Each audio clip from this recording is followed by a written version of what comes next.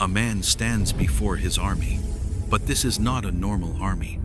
To his left, humans, warriors from across his kingdom, armored and ready. To his right, Jinn, beings of smokeless fire, invisible to most, but commanded by him with absolute authority. Above him, birds, thousands of them, organized in formations, serving as scouts and messengers across his empire. And the wind itself, it obeys him, carrying his throne hundreds of miles in a single morning. This man is Prophet Sulaiman, King Solomon, and Allah gave him a kingdom unlike anything before or since. Alexander the Great conquered the known world with 50,000 men. Genghis Khan built the largest land empire in history through brutal conquest. Modern presidents command nuclear arsenals. But none of them, not one, could command the wind, control unseen beings, speak to animals, rule over realms beyond human perception. So why did Allah give one man power no king ever had? And what did he do with it? This is that story. Sulaiman didn't start with power.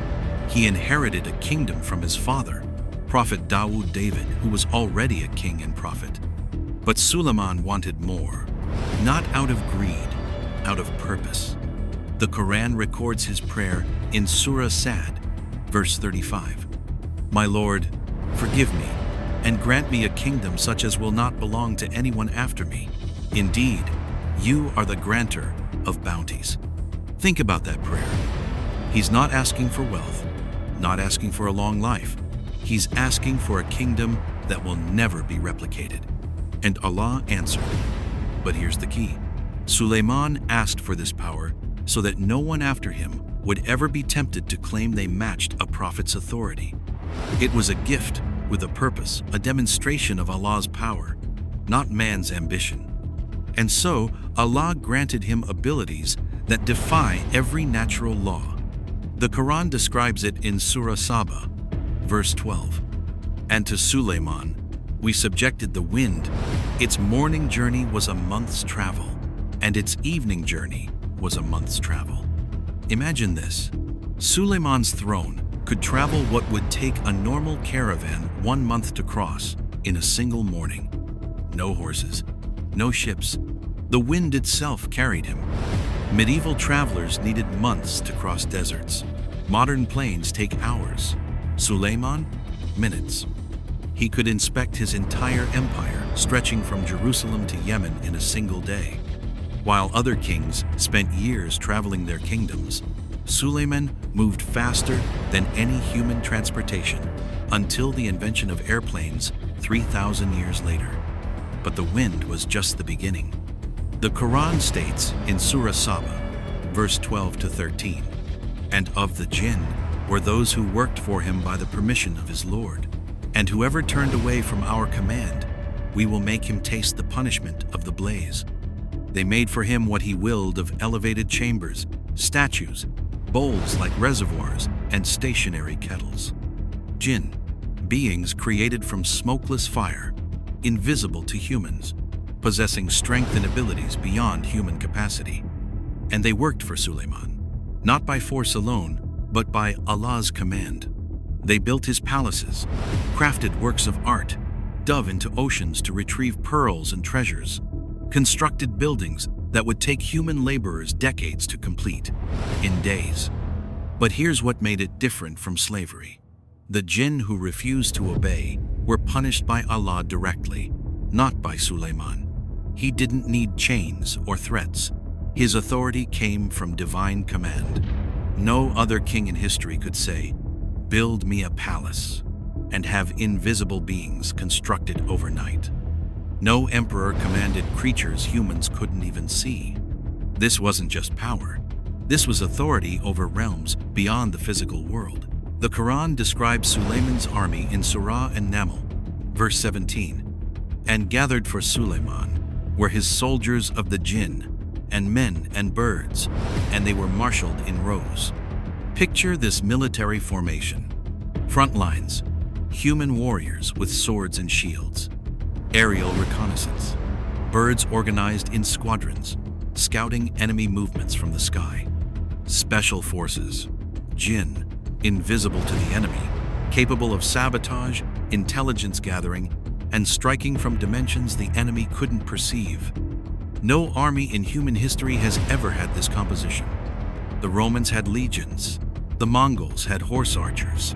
Modern militaries have drones and satellites.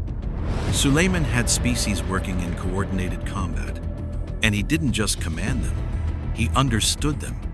The Quran records in Surah An-Naml, verses 16 and 18 to 19, and Sulaiman inherited David. He said, "O people, we have been taught the language of birds, and we have been given from all things. Indeed, this is evident bounty." And when they came upon the valley of the ants, an ant said, "O ants, enter your dwellings that you not be crushed by Sulaiman and his soldiers while they perceive not." So he smiled, amused at her speech, and said, "My lord, enable me to be grateful for your favor." Read that again. An ant speaks, warns her colony, and Sulaiman hears her, understands her, smiles at her concern. Then he stops his entire army, humans, jinn, and birds, so they don't accidentally crush an ant colony. The most powerful king on earth halts his military march for insects. This wasn't just linguistic ability. This was divine empathy, connection to all of Allah's creation. Every creature, no matter how small, had value in his kingdom. No king before or since has ever said, "I stopped my army because an ant asked me to." Now we come to one of the most mind-bending moments in Sulaiman's story. The Queen of Sheba, Bilqis, ruled a powerful kingdom in Yemen. She worshipped the sun. Sulaiman sent her a letter, inviting her to submit to Allah. She decided to visit him in Jerusalem to see if his power was real. But before she arrived, Sulaiman wanted to test his own court. He asked, "Who can bring me her throne before she arrives?" The Quran records in Surah An-Naml, verses 38 to 40. A powerful jinn said, "I will bring it to you before you rise from your place.